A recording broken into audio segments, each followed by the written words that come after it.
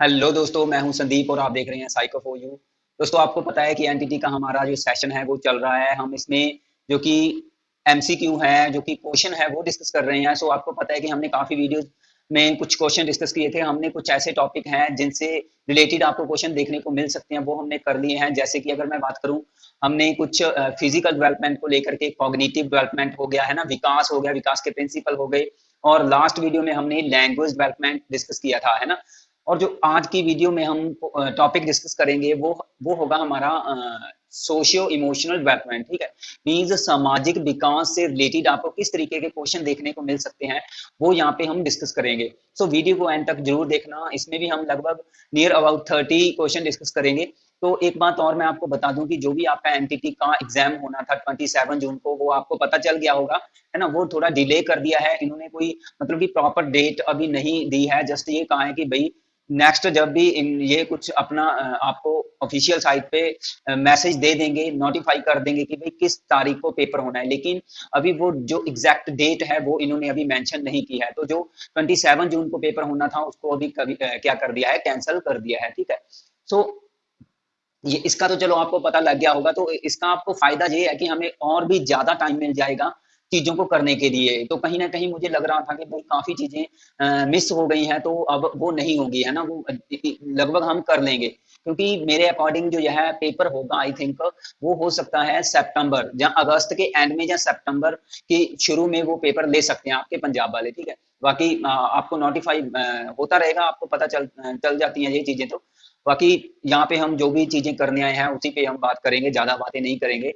सो आज का हमारा जो टॉपिक है वो रहेगा हमारा सोशियो इमोशनल डेवलपमेंट को लेकर के। ठीक है। सो इसमें थोड़ा हम देख लेते हैं किस तरीके के क्वेश्चन हमें देखने को मिले हैं। सो हमारे पास फर्स्ट क्वेश्चन कह रहे हैं, निम्न में से कौन सा जो स्टेटमेंट है, कौन सी स्टेटमेंट रॉन्ग है। सो इनमें से हमें ऐसी स्टेटमेंट को फाइंड करना है। ऑप्शन आपके सामने दिए गए हैं। सो रॉन्ग स्टेटमेंट को फाइंड करना है। सो हमारे पास फर्स्ट ऑप्शन में कह रहे हैं, शिशु से बात करते समय हम अपने चेहरे के हाव भाव जो होते हैं उसको सरप्राइजिंग तरीके से प्रकट नहीं करते। उसके बाद कह रहे हैं, जो एक माँ है और शिशु का एक दूसरे की ओर एकटक देखना उनके बीच संपर्क स्थापित करने का एक प्रभावशाली तरीका है। थर्ड में कह रहे हैं, वयस्क तथा 4 या 5 वर्ष के बच्चे शिशु से बात करते समय शिशु भाषा का प्रयोग करते हैं। देखो, सेकंड बिल्कुल सही ऑप्शन है, थर्ड भी सही ऑप्शन है। हमने उस स्टेटमेंट को देखना है, उस ऑप्शन को देखना है जो गलत है। तो सेकंड और थर्ड सही है। फोर्थ को देख लेते हैं। कह रहे हैं, पालनकर्ता जो केयर गिवर होता है उसके चेहरे पर बदलते हाव भाव देखकर जो बच्चा होता है वह जो भी उनके मीज गेस्टर्स एंड पोस्टर्स होते हैं, हाव भाव होते हैं, उनके बीच डिफरेंस करना सीख जाता है। तो ये भी बात बिल्कुल सही है। तो इसका गाइस राइट आंसर आएगा हमारे पास फर्स्ट ऑप्शन, जो कि जब मीज शिशु से बात करते समय कह रहे हैं हम अपने चेहरे को सरप्राइजिंग तरीके से प्रकट नहीं करते, लेकिन हम अपने चेहरों को एक सरप्राइजिंग वे से एक्सप्रेस करते हैं, अपने चेहरे को शो करते हैं, अपने फेस एक्सप्रेशन को, है ना। ऐसा नहीं है कि उनको हम नहीं करते। ठीक है। सो फर्स्ट इसका राइट आंसर है। आगे हमारे पास सेकंड में कह रहे हैं, निम्न में से कुछ स्टेटमेंट्स दिए गए हैं। सो एक केयर गिवर होने के नाते कौन सा स्टेटमेंट आपको फॉलो नहीं करना है, मींस किस स्टेटमेंट को आपको प्रेफरेंस नहीं देनी है। सो वो एज अ राइट आंसर रखना है। सो ऑप्शन में कह रहे हैं, फर्स्ट ऑप्शन, जब शिशु माँ की ओर एकटक देखते हैं तो माँ शिशु की ओर अधिक स्नेह महसूस करती है और इससे उन दोनों के बीच जो भी एक गहरा रिलेशनशिप है, भावनात्मक संबंध है, वो मजबूत होता है। तो ये बात बिल्कुल सही है, इसको तो हम फॉलो करेंगे। सेकंड में कह रहे हैं, शिशु का रोना सुन उसके प्रति अनुक्रिया दिखाना महत्वपूर्ण है। ये भी बात सही है। थर्ड में कह रहे हैं, सामाजिक मुस्कुराहट 1 महीने की उम्र में आती है। तो ये बात बिल्कुल गलत है और गलत को ही हमने एज अ राइट आंसर रखना था। तो इसलिए इसका थर्ड ऑप्शन है जो वो राइट आएगा कि सामाजिक मुस्कुराहट होती है, वह ऐसा नहीं है कि भाई 1 महीने की उम्र में उभरती है। ठीक है। जो मुस्कुराहट है, ठीक है, बच्चे की, वो स्टार्टिंग में ही आ जाती है मुस्कुराने की। उसके बाद कह रहे हैं, शिशु की मुस्कुराहट और उनका देर तक वयस्क के चेहरे की ओर देखना वयस्कों के साथ संपर्क स्थापित करना और सोशल इंटरेक्शन को बढ़ाने का एक प्रभावशाली तरीका है। तो ये भी बात बिल्कुल सही है। सो रॉन्ग आंसर इसका थर्ड है, सॉरी, रॉन्ग स्टेटमेंट थर्ड है और थर्ड को हमने एज अ राइट आंसर रखना है। ठीक है। आगे क्वेश्चन नंबर 3 में कह रहे हैं, फैक्चुअल क्वेश्चन है कि वही एक जेनेटिक साइकोलॉजी है, वह नाम किसने दिया? जी स्टैनले हॉल ने, या अर्नोल्ड गैसल ने, सिगमंड फ्रायड ने, जीन पियाजे ने? तो इसका राइट आंसर आएगा स्टैनले हॉल। तो स्टैनले हॉल, आप ये याद रखना, किशोरा अवस्था जो होती है, तो मीन्स जो टीन एजर होते हैं उनको स्टैनले हॉल ने उनके लिए एक वर्ड का यूज किया था, एक उनको कहा था कि यह जो स्टेट सॉरी यह जो अवस्था होती है एडोलसेंस, तो इसको कॉन्फ्लिक्ट्स की अवस्था भी बोला जाता है। मीन्स इसको कहा जाता है तूफानों और द्वंद्वों का काल, जो कि बोर्ड पर आप देख सकते हो, तूफानों और द्वंद्व, जो कि इसको कॉन्फ्लिक्ट्स वगैरह बोल सकते हैं, परेशानियां वगैरह बोल सकते हैं, ठीक है सिंपली। तो स्टैनले हॉल ने किशोरा अवस्था के लिए यह एक नाम दिया था कि भाई इसको तूफानों और द्वंद्वों का काल भी कहा जाता है, ठीक है। और जी स्टैनले हॉल ने ही जेनेटिक साइकोलॉजी नाम दिया, ठीक है। अर्नोल्ड गैसल एक ऐसे पर्सन थे जिन्होंने मैच्योरिटी के कॉन्सेप्ट में फिजिकल मैच्योरिटी को बढ़ावा दिया था। तो इन्होंने मीन्स परिपक्वता का सिद्धांत दिया था, ठीक है, थ्योरी ऑफ मैच्योरिटी। अर्नोल्ड गैसल याद रखोगे आप। जीन पियाजे के बारे में आपको पता ही है। सिगमंड फ्रायड जो कि साइको एनालिटिकल माने जाते हैं, साइको एनालिटिक, हाँ जी, इसको बोलते हैं मनोविश्लेषणवादी, ठीक है। तो इसको मनोविश्लेषणवादी या साइको एनालिटिकल भी बोलते हैं सिगमंड फ्रायड को। इड, ईगो, सुपर ईगो वगैरह, है ना। और psycho sexual theory Sigmund Freud ने दी थी। और जो कॉन्शियस, अनकॉन्शियस और सबकॉन्शियस माइंड था, वो उसकी स्ट्रक्चर भी इन्होंने प्रोवाइड की थी। तो यह पर्सनैलिटी में चीजें आ जाती हैं। सिगमंड फ्रायड ने जो कॉन्सेप्ट दिया था पर्सनैलिटी में आ जाता है। और ऐसे ही सिगमंड फ्रायड ने एक इलेक्ट्रा ग्लैंड और ऑडिपस ग्लैंड के बारे में भी बताया था, जो कि ऑलरेडी हम पिछली क्लासेस में डिस्कस कर चुके हैं। जीन पियाजे के बारे में आप जानते ही हो, ठीक है। तो इसका राइट आंसर हमारे पास फर्स्ट ऑप्शन आएगा, स्टैनले हॉल ने जेनेटिक साइकोलॉजी नाम दिया। फोर्थ में कह रहे हैं एरिक एरिक्सन ने कह रहे हैं प्रस्तुत किया कि विकास के प्रत्येक चरण में एक संकट शामिल होता है। तो इस संकट का क्या नाम दिया था? मीन्स उन्होंने एक क्राइसिस बोला था, जो कि एरिक एरिक्सन ने साइको सोशियो थ्योरी दी थी, जिसका नाम था मनोसामाजिक सिद्धांत, ठीक है, साइको सोशियो थ्योरी। तो उन्होंने वर्सेस थ्योरी भी बोल देते हैं। उन्होंने वर्सेस, जैसे कि उन्होंने दिया था स्वतंत्रता बनाम लज्जाशीलता, ऐसा कुछ उन्होंने मीन्स स्टेजेस प्रोवाइड की थी, ठीक है। सो 8 स्टेजेस उन्होंने दी थी। तो इसमें उन्होंने एक क्राइसिस वर्ड दिया था, कह रहे हैं। तो उस क्राइसिस का मतलब क्या है? वह एक टर्निंग पॉइंट है, या एक कोलैप्स है, या एक मीन्स आपातकालीन सिचुएशन है, या एक ऐसा समा है जो कि डेंजरस है। तो मीन्स इसका राइट आंसर आएगा हमारे पास ऑप्शन ए। क्राइसिस को उन्होंने टर्निंग पॉइंट बोला था। आगे हमारे पास क्वेश्चन नंबर 5 में कह रहे हैं, जो कि जॉन बॉल्बे था, उसके अनुसार बाल विकास के किस पहलू का विकास हुआ? जॉन बॉल्बे के अकॉर्डिंग जो चाइल्ड डेवलपमेंट है, उसके किस एस्पेक्ट का विकास हुआ था? तो इसमें आपको किस ऑप्शन को चूज करना है? देखो ऑप्शन आपके सामने है। कह रहे हैं शिशु और देखभाल करने वाले के बीच भावनात्मक एक संबंध या बंधन। सेकंड में कह रहे हैं स्वतंत्र रूप से स्थानांतरित करने की क्षमता। थर्ड में कह रहे हैं देखभाल करने वालों का से अलगाव। देखो अलगाव तो होता ही नहीं, सेपरेशन फ्रॉम केयर गिवर, है ना। फोर्थ में कह रहे हैं मां बनने की चाहत। तो बाल विकास में हम ऐसा भी नहीं रखेंगे, फोर्थ ऑप्शन भी नहीं रखेंगे, थर्ड भी नहीं रखेंगे। स्वतंत्र रूप से स्थानांतरित करने की क्षमता मीन्स इंडिपेंडेंटली तरीके से क्या करना, मूव होने की एबिलिटी जो है, तो ये भी नहीं आएगा। इसका राइट आंसर आएगा हमारे पास फर्स्ट ऑप्शन, शिशु और देखभाल, ठीक है। यानी कि जो भी एक केयर गिवर रहता है और जो भी एक शिशु रहता है, उसके बीच जो भावनात्मक संबंध है, ठीक है। सो भावनात्मक जो एस्पेक्ट है यह सोशियो इमोशनल में जो इमोशनल एस्पेक्ट आ जाता है उसको फॉलो करता है, ठीक है। तो इसका राइट आंसर आएगा हमारे पास फर्स्ट ऑप्शन। क्वेश्चन नंबर 6 में कह रहे हैं भंडूरा, जिन्होंने सोशल लर्निंग थ्योरी दी थी, जिसमें उन्होंने ऑब्जर्वेशन को मुख्य माना था कि बच्चे ऑब्जर्व करते हैं सोसाइटी में रह करके दूसरों को। सो कह रहे हैं बंडूरा जो कि स्वयं नियमन का परिणाम मानता है, मीन्स सेल्फ रेगुलेशन जो है। तो भंडूरा किसका परिणाम मानता है कि बच्चे में सेल्फ रेगुलेशन कैसे आती है? कह रहे हैं वह पुरस्कार या दंड जो एक बच्चा खुद देता है। कह रहे हैं माता पिता या देखभाल करने वालों द्वारा विनियमन, एक दंडात्मक वातावरण का परिणाम, या एक मॉडल की नकल, ठीक है। सो बंडूरा, देखो बंडूरा के सिद्धांत में अगर आपने देखा हो तो उन्होंने सोशल लर्निंग थ्योरी दी थी।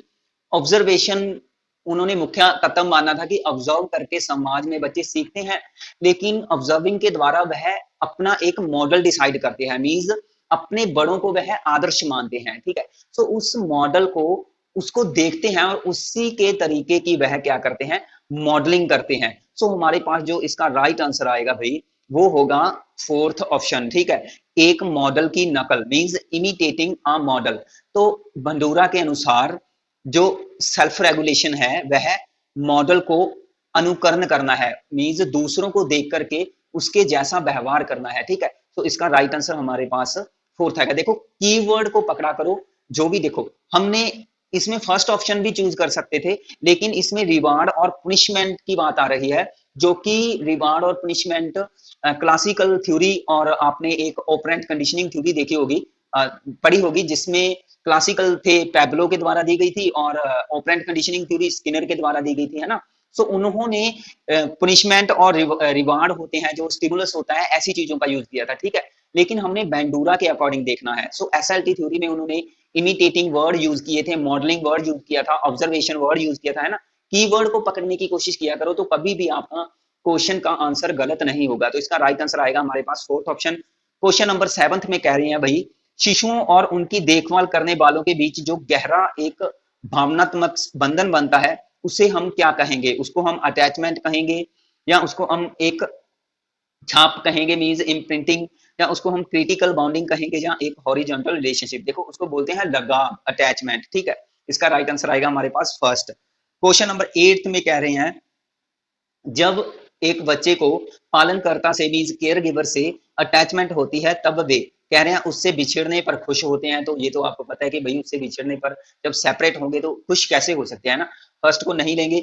सेकंड में कह रहे हैं उसकी उपस्थिति में वातावरण के प्रति जो भी आत्मविश्वास से अन्वेषण करते हैं, तो ये हो सकता है, ठीक है। मीन्स जब एक शिशु का केयर गिवर से लगाव होता है तो वह उसकी प्रेजेंस में जो इन्वायरमेंट में एक आत्मविश्वास तरीके से मीन्स कॉन्फिडेंस तरीके से उसको खोज करते हैं, है ना। तो ये हो सकता है। थर्ड देख लेते हैं, पालनकर्ता को देखकर न तो मुस्कुराते हैं, तो ये भी नहीं होगा। बेचैन होते हैं, ये भी नहीं होगा, ठीक है। सो इसका राइट आंसर आएगा सेकंड। आगे हमारे पास क्वेश्चन नंबर 9 में कह रहे हैं माता पिता के अलावा अन्य लोगों से स्नेहमयी देखभाल का कह रहे हैं शिशु के सामाजिक विकास पर बुरा प्रभाव तो नहीं पड़ता। भाई अगर आप उसको स्नेहमयी तरीके से केयर करोगे बच्चे की, है ना, तो बुरा प्रभाव तो नहीं पड़ेगा विकास पर। कह रहे हैं सामाजिक विकास पर तो कोई प्रभाव भी नहीं आएगा। तो कह रहे हैं सामाजिक विकास के लिए लाभदायक, तो यह प्रॉफिटेबल होगा, ये आपको पता है ना। सो थर्ड इसका राइट आंसर आएगा। फोर्थ भी नहीं आएगा कि विकास रुक जाता है। थर्ड इसका राइट आंसर है क्वेश्चन नंबर 9 का। आगे क्वेश्चन नंबर 10 में पूछा है कि भाई जो शिशु प्राथमिक पालनकर्ता से लगाव और विश्वास स्थापित नहीं करते, मीन्स प्राथमिक पालन जो शिशु प्राथमिक पालनकर्ताओं से लगाव और विश्वास स्थापित नहीं करते, तो वो किस तरीके के हो सकते हैं? कह रहे हैं वे आसानी से लोगों के साथ तो अंतक्रिया तो नहीं बनाएंगे, इंट्रैक्शन नहीं करेंगे। जब उनके उनमें विश्वास ही नहीं है दूसरे लोगों के प्रति, है ना, तो वो इंट्रैक्शन कैसे कर सकते हैं? फर्स्ट नहीं लेंगे। सेकंड कह रहे हैं कि विश्वास करना सीख जाते हैं, ये भी नहीं आएगा। कह रहे हैं वे महसूस करते हैं कि सभी बड़ों से बचना चाहिए और सामाजिक अंतक्रिया से दूर, तो ये हो सकता है इसका राइट आंसर। फोर्थ देख लेते हैं, वे आसानी से सामाजिक वातावरण को अपने आप को तो ये भी नहीं आएगा, क्योंकि जो फर्स्ट सेकंड और थर्ड है यह पॉजिटिव ऑप्शन है। इसमें हमने नेगेटिव लेना है, क्योंकि भाई नेगेटिव क्यों लेना है?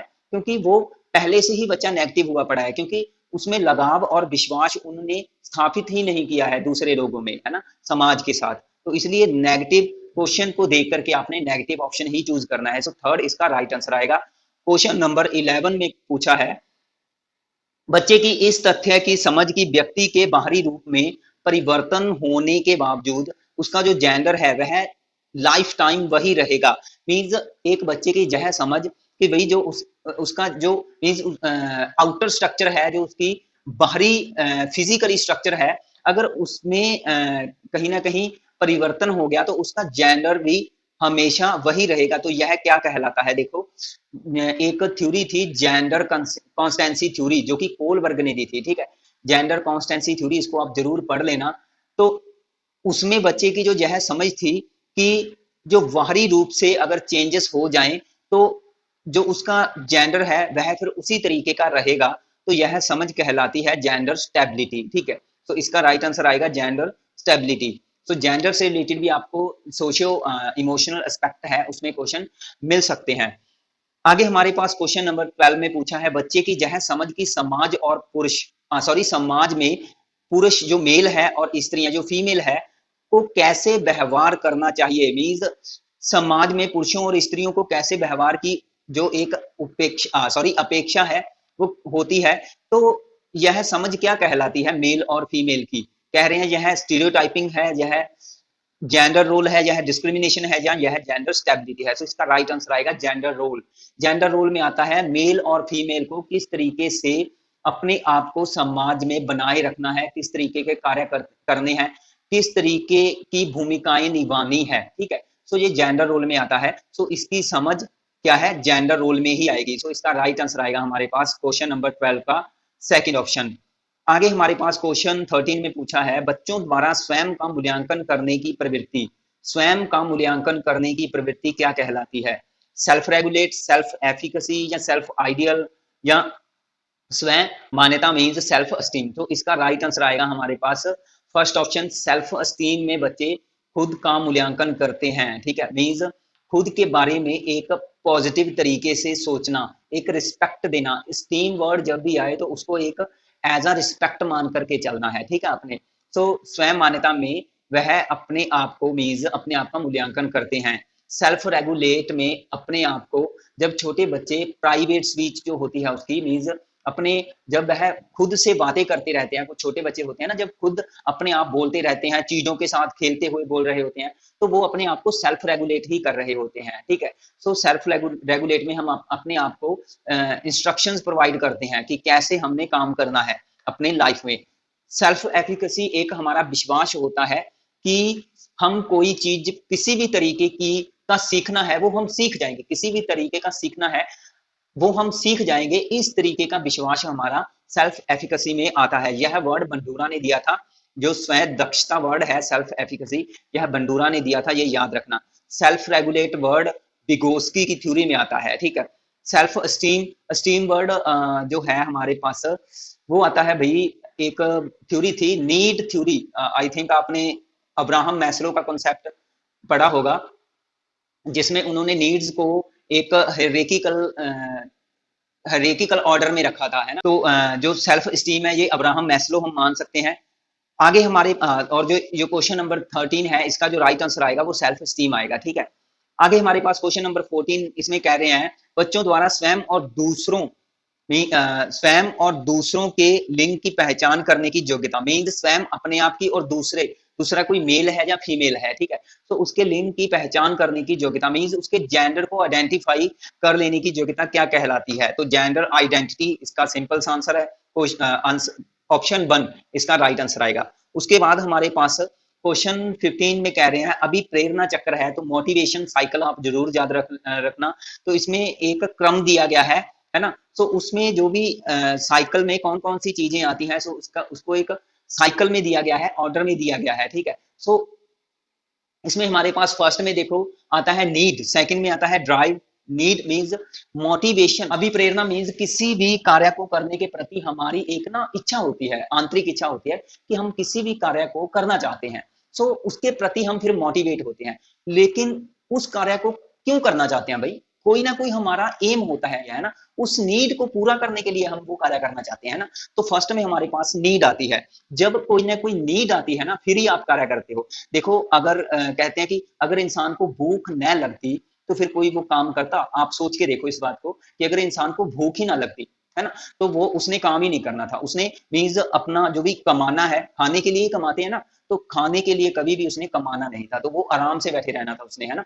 तो उसको भूख जो है वो मिटाना है, वो एक नीड है, तो उसके लिए वो काम करता है। तो फर्स्ट ऑफ ऑल नीड आती है हमारे पास, तो नीड के लिए फिर हम क्या करते हैं, काम करते हैं। फिर आता है ड्राइव, फिर आता है अराउजल, फिर है हमारे पास गोल डायरेक्टेड बिहेवियर, फिर आता है हमारे पास अचीवमेंट, और लास्ट में आता है रिडक्शन ऑफ अराउजल। मीन्स जो भी हमने प्राप्त कर लिया है, अचीवमेंट कर लिया है, उसके बाद हमारे कार्य करने में क्या हो जाती है, कमी हो जाती है। जैसे कि आपने देखा होगा कि जब बोर्ड की क्लासेस के एग्जाम हो जाते हैं तो उसके बाद बच्चे घोड़े बेच करके सोते हैं, मीन्स वो अपनी किताब को भी नहीं उठाते। आपने ये भी देखा होगा कि आप लगातार पढ़ रहे हो और जिस दिन आपका एग्जाम हो जाता है तो बहुत सारी चीजें एग्जाम होने के बाद आप भूल भी जाते हो। मीन्स तो ये क्या है, ये आपका ड्राइव रिडक्शन है, मीन्स आपकी कार्य करने में कमी आ गई है, ठीक है। सो गाइस इसका जो राइट आंसर आएगा वो आएगा फोर्थ। तो ये याद रखना, इसका एक जो ऑर्डर है, पहले नीड, फिर ड्राइव, फिर अराउजल, फिर गोल डायरेक्टेड बिहेवियर, अपने गोल तक पहुंचने के लिए व्यवहार करना, फिर जब हम अपने गोल तक पहुंच जाते हैं उसको अचीवमेंट बोला है, और पहुंचने के बाद हम क्या है वो नीड फिर पूरी हो गई जब, तो उसके लिए हम काम करना कम कर देते हैं, तो इसमें रिड्यूस हो गया हमारे कार्य करने की जो क्षमता है, तो इसलिए रिडक्शन ऑफ अराउजल, जो उत्तेजना है वो खत्म हो गई, ठीक है। सो इसका फोर्थ राइट आंसर आएगा। आगे हमारे पास क्वेश्चन नंबर 16 में पूछा है, कह रहे हैं बिना स्पष्ट स्वयं लाभ के साथ वस्तु समझ या चीजों को दूसरों को देना। तो यहाँ पे ना मीन्स ये कहा है कि भाई यह क्या होता है कि उस चीज को हम क्या एक डिफाइन कर सकते हैं, किस नाम से डिफाइन कर सकते हैं कि जब आप बिना किसी स्वार्थ से दूसरों के लिए कोई ना कोई कार्य करते हो, ठीक है, तो उसको आप क्या कहोगे। सो ये क्वेश्चन में पूछा गया है, तो ये चीजें हमने की थी, इसका जो हमारे पास राइट आंसर आएगा वो आएगा परोपकारिता। सो वो एक परोपकार होता है, ठीक है, उसको हम आर्ट्रिज्म बोलेंगे। कह रहे हैं क्वेश्चन नंबर 17 में पूछा है, 1.5 से 2 वर्ष की उम्र के बच्चे दूसरे व्यक्तियों के भावों को स्वयं क्या करने लग जाते हैं, फील करके उस पर रिस्पॉन्स दिखाने लग जाते हैं। सो बच्चों की यह योग्यता क्या कहलाती है, मीन्स दूसरों की भावनाओं को समझना। सो यह एक जो दूसरों की भावनाओं को समझना, यह जो योग्यता होती है क्या कहलाती है, सो इसको बोलते हैं एम्पैथी, ठीक है। सो यह है समानुभूति। तो इसमें ना तो काइंडनेस, अटैचमेंट, ऑल्ट्रिज्म वगैरह कुछ नहीं रखना, ये एक फैक्ट है जी, आप याद रखना, इसको हम एम्पैथी बोलते हैं, समानुभूति, ठीक है। क्वेश्चन नंबर 18 में कह रहे हैं, जिन परिवारों के बच्चों का व्यक्तित्व अधिक कह रहे हैं स्वतंत्र मीन्स फ्रीडम, आत्मनिर्भर आत्मनिर्भर इंडिपेंडेंट, उच्च स्वयं मान्यता मीन्स हाई सेल्फ स्टीम, और गुड पीर रिलेशनशिप मीन्स अपने हम उम्र के साथियों के साथ अच्छा रिलेशन। उसके बाद कह रहे हैं जो भी स्कूल की परफॉर्मेंस होती है उस वो अच्छे तरीके से करते हैं, और उच्च समानुभूति मीन्स हाईली एम्पैथी। तो ये सारी चीजें अगर बच्चे में होती है, बच्चा इस तरीके का व्यवहार करता है जब, तो कह रहे हैं माता पिता मीन्स बच्चे का जो पालन शैली है बच्चे की वह किस तरीके की है, माता पिता ने बच्चों को किस तरीके का पेरेंटिंग स्टाइल प्रोवाइड किया है, ठीक है, कि बच्चों में इस तरीके के गुण पैदा हो गए हैं। सो यह एक किस तरीके का एक पेरेंटिंग स्टाइल हो सकता है। सो इसमें ऑप्शन को देख करके देखो, नेग्लेक्ट और परमिसिव तो आप बिल्कुल भी नहीं लोगे। उसके बाद कह रहे हैं अमाननीय है ना, अनमनीय और सख्त व्यवहार है ना। सो सख्त व्यवहार भी नहीं होता, इसलिए इसका राइट आंसर आप रखोगे फर्स्ट ऑप्शन, स्नेहपूर्ण एवं दृढ़ व्यवहार। मीन्स बच्चे को प्रॉपर तरीके से गाइडेंस यहाँ पे दी गई है, उनको प्रॉपरली गाइड किया गया है, बच्चों को ट्रेंड किया गया है यहाँ पे कि किस तरीके के दायरे में रह करके आपने अपने आप को समाज में बनाए रखना है, और किस तरीके से आपने जो भी आपके रोल हैं उसको क्या करना है, निभाना है ना, जो भी आपकी भूमिकाएं हैं। सो इसका जो राइट आंसर आएगा वो हमारे पास फर्स्ट आएगा। तो बच्चों ने माता पिता ने जो पेरेंट्स हैं उन्होंने बच्चों को एक स्नेहपूर्ण और अफेक्शनेट वाला पेरेंटिंग एनवायरनमेंट प्रोवाइड किया है, ठीक है। आगे हमारे पास क्वेश्चन नंबर 19 में कह रहे हैं, शाला पूर्वक अध्यापिका एक छोटी बच्ची के व्यवहार की आलोचना करते समय उसको यह कहने की बजाय कि तुम एक गंदी लड़की हो, यह कहती है कि तुमने जो किया वह गलत था, तो अध्यापिका बच्ची को अनुशासित करने का कौन सा तरीका अपना रही है। देखो भाई, जब भी आप कभी किसी बच्चे को कोई डांटना होता है या किसी बात के लिए उसको कुछ ना कुछ मीन्स रोकना होता है ना, तो उसको कहने का आपका तरीका क्या है। तो यहाँ पे यही चीज कही गई है कि भाई उसको यह कहने की बजाय, मीन्स टीचर ने यह नहीं कहा कि भाई तुम एक गंदी लड़की हो, बल्कि उसने यह कहा कि तुमने जो किया वह गलत किया है ना। सो जो यह मीन्स एक स्टेटमेंट को छोड़ करके उसने दूसरी स्टेटमेंट का यूज किया कि गंदी लड़की, जो स्टेटमेंट है यह उसने नहीं यूज किया यह वर्ड स्टेटमेंट, लेकिन उसने यह सेंटेंस यूज किया कि तुमने जो किया यह गलत किया। तो यह किस तरीके का मीन्स एक अनुशासित करने का मेथड है बच्चों को। तो इसमें यह एक पावर ओरिएंटेड टेक्निक है या पनिशमेंट ओरिएंटेड टेक्निक है या अफेक्शनेट ओरिएंटेड टेक्निक है, या कह रहे हैं डेप्रिकेशन ओरिएंटेड टेक्निक है। सो इसमें हमारे पास देखो शक्ति केंद्रित, तो ना तो उसको कोई जोर जबरदस्ती की है ना टीचर ने, तो ये भी नहीं, दंड वगैरह भी नहीं दिया और निंदनीय वगैरह भी नहीं की, उसकी निंदा वगैरह भी नहीं की। तो न तो निंदनीयत्मक लेंगे, न दंडनीयत्मक, और न ही शक्ति केंद्रित। तो इसका राइट आंसर आएगा हमारे पास स्नेह केंद्रित। मीन्स उसको देखो, अगर मीन्स एक गंदी लड़की हो, अगर वह यह कह देती तो इसके लिए हम एक निंदा जो वर्ड आ रहा है हमारे पास फोर्थ ऑप्शन में, है ना, तो ये ऑप्शन हम चूज कर लेते, लेकिन उसने यह कहने की बजाय यह कहा कि तुमने जो किया वह गलत था, तो इसलिए उसने एक स्नेह केंद्रित अनुशासनिक तरीका यूज किया। ठीक है, तो इसका राइट आंसर हमारे पास थर्ड आएगा। आगे हमारे पास क्वेश्चन नंबर 20 में कह रहे हैं, शाला पूर्व केंद्र में कुछ बच्चे जो गलतियां करते हैं, इस सिचुएशन का आपके विश्लेषण के अनुसार इनमें से कौन सा कथन सबसे सही है? उपयुक्त कथन देखना है जो बच्चे गलतियां करते हैं, कह रहे हैं। तो यहाँ पे कह रहे हैं बच्चों की बुद्धि स्तर निम्न है। जो बच्चे गलतियां करते हैं तो आप यह सोच लो कि क्या कि भाई बच्चों का जो इंटेलिजेंसी लेवल है वो क्या है, आईक्यू लेवल है वो क्या है, कम है। तो भाई यह तो हम नहीं सोचेंगे, गलतियां हम सभी कर देते हैं, तो इसका मतलब ये नहीं है कि भाई हमारा जो आईक्यू लेवल है वो कम है ना। तो बच्चों का आईक्यू लेवल यहाँ पे कम इसलिए नहीं है कि भाई सॉरी, बच्चों का आईक्यू लेवल कम है क्योंकि वो गलतियां करते हैं, तो ये नहीं लेंगे हम। ठीक है, यह गलत है यह स्टेटमेंट। सेकंड में कह रहे हैं बच्चों की अध्ययन में रुचि नहीं है, तो ये भी नहीं होगा। थर्ड में कह रहे हैं बच्चों को आप कक्षा में प्रमोट नहीं करना चाहिए था, मीन्स बच्चों को अगली कक्षा में प्रमोट नहीं करना चाहिए था आपको, तो ये भी नहीं होगा। फोर्थ में कह रहे हैं बच्चों ने अभी तक जो भी कॉन्सेप्ट है उसको एक प्राप्त नहीं किया अच्छे तरीके से, बल्कि कह रहे हैं अपने आप को एक बल्कि इसमें क्या है कि आपको मीन्स एज अ टीचर होने के नाते आपको अपनी शिक्षण विधि पर चिंतन करने की जरूरत है। ठीक है, मीन्स बच्चे अगर किसी कॉन्सेप्ट में गलतियां करते हैं तो आपको यह नहीं सोचना कि उसका जो माइंड लेवल है वो कम है, या उसको वह इंटरेस्ट नहीं ले रहा है टॉपिक में, या यह नहीं सोचना है कि भाई आपको उसको इस कक्षा में ही प्रमोट नहीं करना चाहिए था, बल्कि आपने ये सोचना है कि भाई इसके लिए हमें अलग मेथड यूज करना चाहिए, कोई और तरीके से समझाना चाहिए, क्योंकि उसने कॉन्सेप्ट को नहीं समझा है। क्लियर है, तो इसका फोर्थ ऑप्शन हम राइट रखेंगे।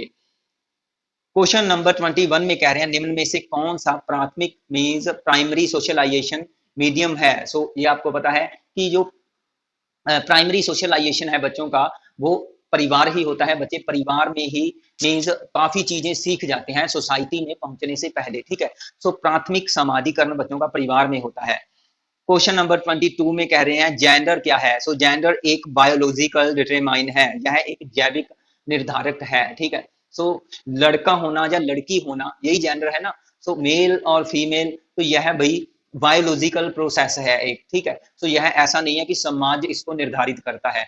सो इसको जैविकीय निर्धारक बोलेंगे हम। ठीक है, इसका सेकंड राइट आंसर आएगा। 23 में कह रहे हैं कि संवेगों की प्रकृति मीन्स कुछ इमोशन से रिलेटेड कुछ स्टेटमेंट्स दी गई हैं, तो कह रहे हैं इनमें से सही कथन आपने चूज करना है कि कौन से कथन से सही रूप, हाँ सही देखना है, संवेगों से रिलेटेड कुछ स्टेटमेंट है सही देखना है आपने। कह रहे हैं फर्स्ट में कुछ संवेगों का ही व्यवहारात्मक पक्ष होता है, तो ये ऐसा नहीं है कि कुछ संवेग मीन्स कि एक दो संवेगों का तो व्यवहारात्मक पक्ष होता है, कुछ का नहीं होता।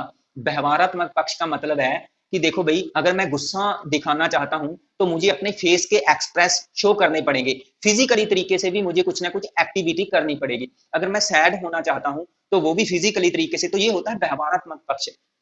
तो आप किसी भी तरीके का संवेग अगर शो करोगे, इमोशन किसी भी तरीके के शो करोगे अपने, तो आप उसको फिजिकली तरीके से भी शो करोगे, है ना। सो हर एक इमोशंस का फिजिकली एक्सपेक्ट होता ही होता है। ठीक है, उसका एक बिहेव होता ही होता है। सो ऐसा नहीं है कि कुछ संवेगों का होता है, तो ये तो है गलत। हमने कौन सी लेनी है, सही। सेकंड में कह रहे हैं संवेग जीव की स्थायी अवस्था होती है, तो ऐसा नहीं है स्थायी अवस्था, हम इसको नहीं मानेंगे कि भाई एक जो व्यक्ति है वह गुस्से वाला है तो पूरी उम्र ही जन्म से मृत्यु तक ही वह क्या है भाई गुस्से वाला रहेगा, या एक व्यक्ति ऐसा है कि वह भाई दुखदाई सिचुएशन में रह रहा है और पूरी उम्र ही वह दुखों में ही निकाल देगा, ऐसा नहीं है। ठीक है, मीन्स संवेग कभी भी स्थिर नहीं होते। ठीक है, यह बदलते रहते हैं अकॉर्डिंग टू टाइम और सिचुएशन। इसके बाद हमारे पास आगे थर्ड में, तो ये भी हम नहीं लेंगे सेकंड। थर्ड में कह रहे हैं संवेगात्मक जो स्पष्टीकरण है वो अधिगम द्वारा परिवर्तित नहीं कर सकते, सॉरी प्रकटीकरण मीन्स जो भी हमारे इमोशंस, जब हम इसको प्रेजेंट करते हैं, प्रेजेंटेशन है इमोशंस की, तो इसको अधिगम द्वारा हम चेंज नहीं कर सकते, तो यह नहीं होगा। हम चीजों को बच्चों को सिखा करके या किसी भी व्यक्ति को सिखा करके उसके इमोशंस को चेंज कर सकते हैं। क्लियर है, सो ये भी हम नहीं लेंगे। सो तीन हमने निकाल दिए, तो फोर्थ इसका राइट आंसर होगा। मीन्स प्रत्येक संवेग के साथ एक जो फीलिंग है वो जुड़ी होती है। ठीक है, तो ये इसका राइट आंसर है।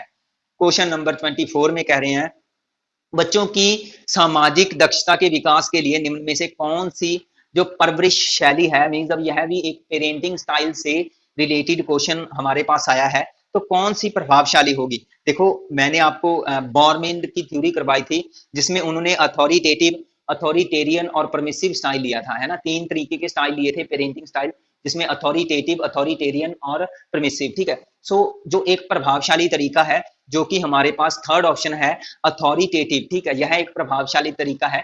इसमें हमने पीछे भी एक क्वेश्चन किया था, जिसमें हमने किया था आई थिंक, जिसमें माता पिता स्नेह पूर्वक व्यवहार कर रहे थे, है ना। उसके साथ एक अटैचमेंट थी बच्चों की, जिसमें हमने किया था ना कि बच्चा स्वतंत्रता है, स्वतंत्र फील कर महसूस करता है, और बच्चे में इंडिपेंडेंट रहने की योग्यता है ना, बच्चा अपने डिसीजन ले सकता है। तो ऐसी चीजें हमने पीछे करके आए थे। तो क्योंकि वह किस तरीके के एनवायरनमेंट में पला था, जिसमें उसको अच्छे तरीके से मीन्स गाइड किया गया है, ट्रेन किया गया है, और स्नेह दिया गया है, उसको प्रॉपर तरीके से उसकी केयर की गई है ना। तो यह भी एक अथॉरिटेटिव में ही आता है। इसको चाइल्ड सेंटर्ड लर्निंग, या इसको हम स्टूडेंट सेंटर लर्निंग बोल देते हैं अथॉरिटेटिव को, ठीक है। तो अथॉरिटेटिव में मीन्स बच्चों बच्चों की बातों को सुना जाता है, समझा जाता है, ठीक है। उसकी बातों को सुन करके, समझ करके ही उसको उसी तरीके से बच्चों को सिखाया जाता है, एक दायरे में रखा जाता है, ठीक है। सो ये आप थ्योरी देख लेना, इस तरीके का क्वेश्चन भी आपको मिल सकता है। क्वेश्चन नंबर 25 में कह रहे हैं अधिगम के सामाजिक निर्मितवादी।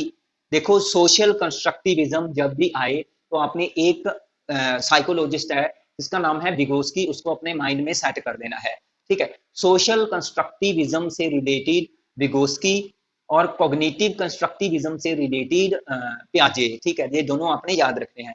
हमारे पास यहाँ पे सोशल कंस्ट्रक्टिविज्म है ना।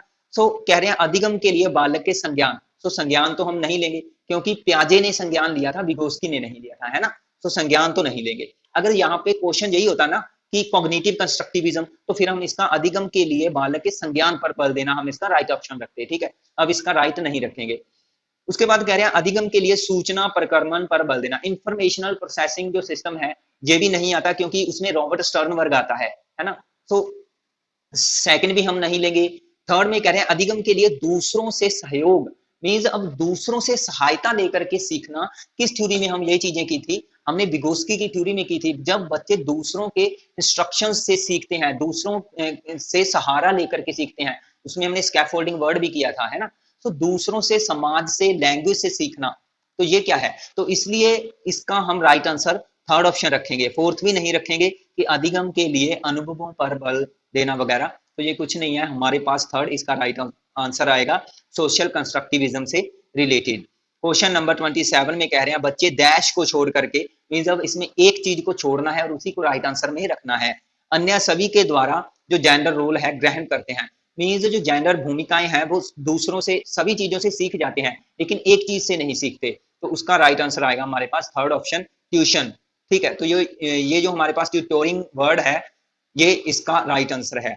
सोशलाइजेशन, कल्चर और मीडिया से जेंडर रोल हम सीखते हैं, लेकिन ट्यूटोरिंग से हम नहीं सीखते। उसके बाद कह रहे हैं 27 में सामाजिक आर्थिक रूप से वंचित पृष्ठभूमि से आने वाले जो बच्चे हैं, बच्चों की कक्षा के माहौल की आवश्यकता, मीन्स उसको किस तरीके का एनवायरनमेंट आपको देना पड़ेगा, किस तरीके की क्लास आपको प्रोवाइड करनी पड़ेगी। कह रहे हैं उनको उनके संस्कृति और भाषा विज्ञान के को महत्व देता है तथा उनका उपयोग करता है। तो सेकंड में कह रहे हैं बच्चों को उनकी भाषा के उपयोग को, देखो सेकंड में वर्ड आया है हतोत्साहित, ठीक है, मींस डिस्करेज करना। तो डिस्करेज करना मींस इस ऑप्शन को इग्नोर कर दो। और फोर्थ में भी हमारे पास थर्ड में कह रहे हैं बच्चों को उनकी क्षमताओं के आधार पर वर्गीकृत करना। तो वर्गीकृत करना मींस उनकी क्षमता। तो यहाँ पे बच्चों को उनकी एबिलिटी के अकॉर्डिंग कंपेयर करके उनको क्या किया जा रहा है, अलग अलग किया जा रहा है ना, बांटा जा रहा है। तो ये भी नहीं हम देंगे। थर्ड में कह रहे हैं उन्हें अच्छा व्यवहार सिखाता है। तो सामाजिक आर्थिक रूप से वंचित पृष्ठभूमि से आने वाले बच्चों को कक्षा के माहौल की आवश्यकता। तो फोर्थ भी हम नहीं लेंगे, थर्ड भी नहीं लेंगे। इसका राइट आंसर आएगा हमारे पास फर्स्ट ऑप्शन। सेकंड हम बिल्कुल भी नहीं लेंगे, क्योंकि हतोत्साहित वर्ड आ गया है, इसमें डिस्करेजमेंट आ गया है ना, डिस्करेज किया जा रहा है। तो फर्स्ट इसका राइट आंसर आएगा हमारे पास, पॉजिटिव ऑप्शन इसका चूज करो आप। आगे हमारे पास क्वेश्चन नंबर 28 में कह रहे हैं निम्न में से कौन सा एक संवेग है। सो किसको आप इमोशन मानेंगे? ऑप्शन आपके सामने है, मेमोरी को, क्राइम को, अटेंशन को, या फियर को। सो डर जो एक है वो संवेग है। इसमें आप ये मत सोच लेना कि क्राइम भी एक संवेग है। यह तो एक संवेग को फिजिकली तरीके से जब हम जैसे कि दुख है तो उसको जब हम व्यवहारात्मक रूप देते हैं तो हम रो सकते हैं, है ना। तो रोना एक फिजिकल एस्पेक्ट में आता है, ठीक है, व्यवहारात्मक पक्ष में आता है, ना कि इमोशन में। सैडनेस एक इमोशन हो सकता है, लेकिन सैड होने के बाद रोना है जो वो इमोशन नहीं होगा। क्लियर है। क्वेश्चन नंबर 29 में कह रहे हैं, एक 3 साल का बच्चा कहता है कि दूध बूथ पर एक मशीन द्वारा दूध का निर्माण किया जाता है। मीन्स यहाँ पे बच्चे को ये नहीं पता है कि भाई जो दूध है वो किसी और वे से आता है या किसी और तरीके से आता है। उसे लगता है कि दूध जो एक शॉप है उसमें मशीन लगी है, सो उसी मशीन वही मशीन दूध देती है, ठीक है, उसे यह लगता है। तो क्यों लगता है, मीन्स कौन सा जो कथन है बच्चे की समझ का सबसे अच्छा स्पष्टीकरण, मीन्स बच्चे की किस तरीके की समझ है। हमारे पास फर्स्ट ऑप्शन में कह रहे हैं बच्चों का जवाब बच्चों का जवाब सॉरी बच्चे का जवाब दूध बूथ से दूध खरीदने के अपने अनुभवों पर आधारित है। तो ये इसका राइट आंसर हो सकता है, लेकिन दूसरे देख लेते हैं। बच्चे ने गांव को कभी नहीं देखा, तो ये भी हम नहीं देंगे। बच्चे का परिवार बच्चे के प्रेरक वातावरण प्रदान नहीं करता, ये भी हम नहीं देंगे। बच्चे को दुनिया का बहुत, ये भी नहीं देंगे। ऐसा नहीं है कि उसने गायें नहीं देखी, ऐसा नहीं है कि उसके माता पिता ने उसको इस तरीके के स्टिमुलस प्रोवाइड नहीं किए, और ऐसा भी नहीं है कि बच्चे को दुनिया की समझ नहीं है। जस्ट उसको जो चीज दिखाई दे रही है तो उसने उसी तरीके से बता दिया, ठीक है। उसने देखा कि भाई मशीन दूध दे रही है, तो उसने कह दिया कि भाई मशीन तो सॉरी दूध तो मशीन से आता है। क्लियर है। तो उसने अपने अनुभव अपने एक्सपीरियंस के बेस पे अपना आंसर दे दिया। तो यहाँ पे आपने पढ़ा होगा एक ईगोसेंट्रिक थिंकिंग, तो यह ईगोसेंट्रिक थिंकिंग ही होती है। मींस दूसरी चीजें जो होती हैं उसकी समझ न होकर के जस्ट जो चीजें हम सॉरी जो बच्चा देख रहा होता है तो उसी के अकॉर्डिंग उसे सही लगता है कि भाई ये चीज सही है तो ये ऐसी ही होती होगी। उसे लग रहा है कि भाई मशीन से दूध आ रहा है तो दूध मशीन ही देती होगी, ठीक है। तो यह उसका उसकी नॉलेज है, यह उसका स्कीमा है, और यह उसकी ईगोसेंट्रिक थिंकिंग है, ठीक है। आगे हमारे पास क्वेश्चन नंबर 30 है, कह रहे हैं डैश के अलावा, मीन्स अब एक ऑप्शन ऐसा है जिसको आपने छोड़ना है, ठीक है। डैश के अलावा निम्नलिखित कारणों में से खेल जुड़वा बच्चों के विकास में एक महत्वपूर्ण भूमिका निभाता है। कह रहे हैं यह उनकी इंद्रियों को उत्तेजित करता है, यह समय बिताने का एक सुखद तरीका है, वे नए कौशलों को हासिल करते हैं और सीखते हैं और उन्हें कब उपयोग किया जाए ये भी सीखते हैं, अपने शरीर पर निपुणता प्राप्त कर। देखो 3 ऑप्शन इसके पॉजिटिव हैं। एक तो इंद्रियों को उत्तेजित करना, तीसरा कह रहे हैं जो तीसरा ऑप्शन है वे नए कौशल हासिल करते हैं, नए नए स्किल शरीर पर बैलेंस करना सीखता है, ये भी सही है ना। तो इसमें हमने जो छोड़ना था तो छोड़ेंगे हम इसको सेकंड, कि यह समय बिताने का एक तरीका है। तो खेल ऐसा नहीं है कि समय बिताने का तरीका है, खेल में और भी बहुत सारी चीजें होती हैं, जैसे कि इंद्रियों का विकास होना, है ना, स्किल्स को डेवलप करते हैं और कैसे उनका आगे यूज करना है ये भी सीखते हैं। हमारा फिजिकल जो एस्पेक्ट है वो कहीं ना कहीं विकसित होता है, और मेंटली तरीके से भी हम हेल्थी रहते हैं, है ना। तो खेल में हम जस्ट ऐसा जो यह समय बिताने वाला है इसको हम छोड़ेंगे, तो यही इसका फिर राइट आंसर होगा। तो गाइज ये हमारे पास जो 30 क्वेश्चन थे इस वीडियो में ये हमने कर लिए हैं। होप कि सारे क्वेश्चन आपको अच्छे लगे होंगे और आपको समझ भी आए होंगे। सो अगर वीडियो आपको अच्छी लगी तो उसको वीडियो को लाइक करें, हमारे चैनल को सब्सक्राइब करें, बेल आइकन को जरूर प्रेस करें ताकि वीडियो की जो हर नोटिफिकेशन आपको मिल जाए। आगे की क्लास में कुछ और क्वेश्चन लेकर के आएंगे। Thanks for watching. Click on the give icon to subscribe us. Please subscribe us for more updates. Click on the give icon to subscribe us. Please subscribe us for more updates.